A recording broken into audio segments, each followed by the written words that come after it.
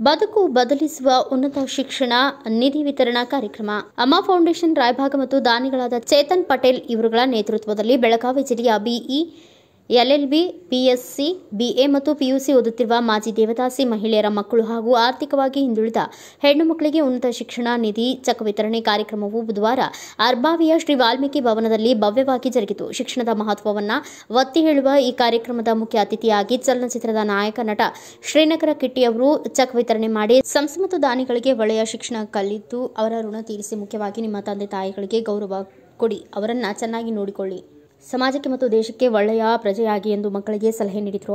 ಸಂಸ್ಥೆಯ ಕಾರ್ಯದರ್ಶಿಗಳಾದ ಶೋಭಾ ಗಸ್ತಿ ಅವರು ಮಾಜಿ ದೇವದಾಸಿ ಮಕ್ಕಳು ಮತ್ತು ಬಡ ವಿದ್ಯಾರ್ಥಿನಿಯರು ತಮ್ಮ ಕನಸುಗಳನ್ನು ಸಾಧಿಸಲು ಹಿಂಜರಿಯಬಾರದು. ಈ ನಿಧಿ ಅವರ ಬದುಕಿನಲ್ಲಿ ಹೊಸ ಅಧ್ಯಾಯ ಆರಂಭಿಸಲಿ. ಮಕ್ಕಳ ಭವಿಷ್ಯ ಒಳ್ಳೆಯ ಶಿಕ್ಷಣದಲ್ಲಿ ಅಡಗಿದೆ.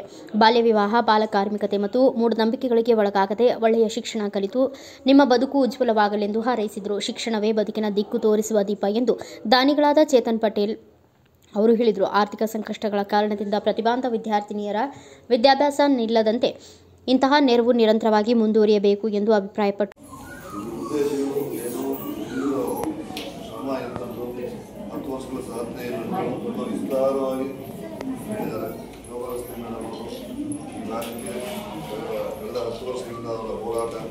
ಏನು ಮಾಡ್ಕೊಂಡು ನಿಮ್ಮೆಲ್ಲರ ಉನ್ನತಿಗಾಗಿ ನೀವೆಲ್ಲ ಮುಖ್ಯವಾಗಿ ತರಬೇಕು ಅನ್ನೋ ಶ್ರಮ ಪ್ರತಿಫಲ ಕೊಡಬೇಕಂದ್ರೆ ನೀವೆಲ್ಲ ತುಂಬ ಶ್ರದ್ಧೆ ಭಕ್ತಿಯಿಂದ ಓದಿ ಸಂಸ್ಕಾರವಂತವಾಗಿ ಬದುಕಿ ಈ ನಾಡಿಗೆ ತುಂಬ ಒಳ್ಳೆಯ ಹೆಸರು ಕೇಳ್ಕೊಳ್ತೀನಿ. ಈ ನಿಟ್ಟಿನಲ್ಲಿ ಅವರು ತುಂಬ ಅದ್ಭುತವಾಗಿ ಮಾತಾಡೋರು, ಅವ್ರು ಅನುಭವಿಸಿದ ನೋವುಗಳನ್ನೆಲ್ಲ ಹೇಳಿದ್ರು, ನಮಗೆಲ್ಲ ಕಣ್ಣಲ್ಲಿ ನೀರು ತಂದರು.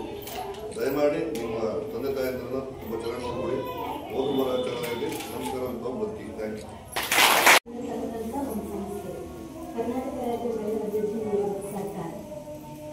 ಇವು ಎರಡು ಸಂಸ್ಥೆಗಳ ಬಂದ ನಮ್ಮನ್ನು ಗುರುತಿಸಿದೆ. ಇಡೀ ಕರ್ನಾಟಕದಲ್ಲಿ ಸುಮಾರು 1991ರಲ್ಲಿ ಬಿಜಾಪುರ, ಬಾಗಲಕೋಟೆ, ಬೆಳಗಾವಿ ಈ 3 ಜಿಲ್ಲೆಗಳನ್ನು ತಗೊಂಡ ದೇವದಾಸಿ ಮಹಿಳೆಯರು ಎಲ್ಲೆಲ್ಲಿದ್ದಾರೆ ಅಂತ ಗುರುತಿಸಲ್ತಿದ್ವಿ. ದೇವದಾಸಿ ಅಂದರೆ ಯಾರ ಅಂತ ತಿಳಿಬೇಕು. ಯಾಕಂದ್ರೆ ನಮಗೇನು ಕಲಿತಿದ್ರು ಆಗ ಪದಗಳನ್ನು ಕರೆಯುವಂಥವ್ರ ನಾವು ಯಾರಲ್ಲ ಅಂತ ಹೇಳ್ತೀವಿ. ಇಲ್ಲಿ ನಿಮ್ಮನ್ನು ಅರ್ಥನೆ ಮಾಡ್ಕೊಂಡಾಗ ನೀವೆಲ್ಲರೂ ಬರಬೇಕು. ಸಮಾಜದೊಳಗೆ ಒಂದು ಸಂಘಟನೆ ಅಂತ ಹಾಕ್ಬೇಕು.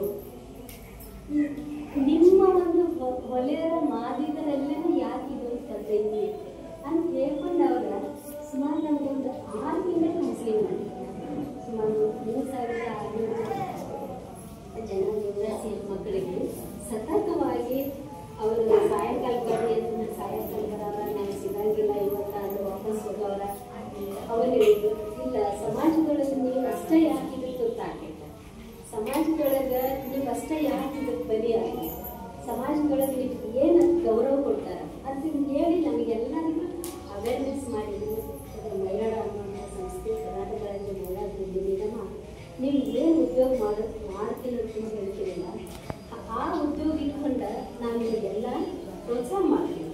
ಆದರೆ ಈ ಒಂದು ಪದ್ಧತಿ ಇದ್ದರೆ ನೀವು ಸಮಾಜದಲ್ಲಿ ಇರ್ತಕ್ಕಂಥ ಈ ಕೆಟ್ಟ ಒಂದು ಪದ್ಧತಿ ಇದ್ದರೆ ಅದನ್ನು ಬಿಟ್ಟು ಮೇನ್ ಒಂದು ರೀತಿ ನಿಮಗೆ ಬರಬೇಕು. ಅವಾಗ ನಾವು ಈ ಸಂದರ್ಭದಲ್ಲಿ ಚಲನಚಿತ್ರ ನಿರ್ದೇಶಕ ಕಿಶನ್ ರಾವ್, ಸಂಕಲನಕಾರರಾದ ಹರೀಶ್ ಹಾಗೂ ಸಮಾಜ ಸೇವಕರಾದ ಸಾಗರ್, ಸಂಸ್ಥೆ ನಿರ್ದೇಶಕರು, ಸಲಹಾ ಸಮಿತಿ ಸದಸ್ಯರು ಹಾಗೂ ಸಿಬ್ಬಂದಿ ವರ್ಗದವರೆಲ್ಲರೂ ಹಾಜರಿದ್ದರು. ಸಭಿಕರು ಅಮ್ಮ ಫೌಂಡೇಶನ್ ಸಂಸ್ಥೆ ನಿರಂತರ ಸೇವಾ ಚಟುವಟಿಕೆ ಹಾಗೂ ದಾನಿಗಳ ಹೃದಯ ಸ್ಪರ್ಶಿ ಕೊಡುಗೆಗೆ ಭಾವಪೂರ್ಣ ಅಭಿನಂದನೆ ಸಲ್ಲಿಸಿದರು. ಫಲಾನುಭವಿಗಳ ಕಣ್ಣುಗಳಲ್ಲಿ ಕಂಡುಬಂದ ಕೃತಜ್ಞತೆಯ ಹೊಳಪು ಈ ಸಹಾಯವು ಎಷ್ಟು ಮಹತ್ವದ್ದೆಂದು ಮೌನವಾಗಿ ಸಾರುತ್ತಿತ್ತು. ಕಾರ್ಯಕ್ರಮದ ಕೊನೆಯಲ್ಲಿ ನಿಧಿ ಸ್ವೀಕರಿಸಿದ ವಿದ್ಯಾರ್ಥಿನಿಯರು ತಮ್ಮ ಭವಿಷ್ಯದ ಕನಸುಗಳನ್ನು ಹಂಚಿಕೊಂಡು ನಾವು ಕೂಡ ಮುಂದಿನ ದಿನಗಳಲ್ಲಿ ಸಮಾಜಕ್ಕೆ ಕೊಡುಗೆ ನೀಡುವ ವ್ಯಕ್ತಿಗಳಾಗುತ್ತೇವೆ ಎಂದು ಭರವಸೆ ನೀಡಿದರು. ಕಾರ್ಯಕ್ರಮದ ನಿರೂಪಣೆಯನ್ನು ಯಲ್ಲಪ್ಪ ಮಾದರ್, ಸ್ವಾಗತ ಕಲ್ಲಪ್ಪ ಮಾಂಗ್, ಸಂಸ್ಥೆ ಸಾಧನೆಗಳನ್ನು ಶ್ರೀಮತಿ ಭಾರತಿ ತರಕಾರಿ ಹಾಗೂ ವಂದನಾರ್ಪಣೆಯ ರಾಜು ಗಸ್ತಿ ಅವರು ನೆರವೇರಿಸಿದರು ಹಾಗೂ ಮಂಜುಳಾ ಹರಿಜನ್, ಸುನಿತಾ ಮದಾಳೆ, ಲಕ್ಷ್ಮೀ ಹರಿಜನ್, ಶಿವಪ್ಪ ಮದಾಳೆ ಹಾಜರಿದ್ದರು. Bureau report Parashuram Talagade, Bharata Vaibhava news, Raybag.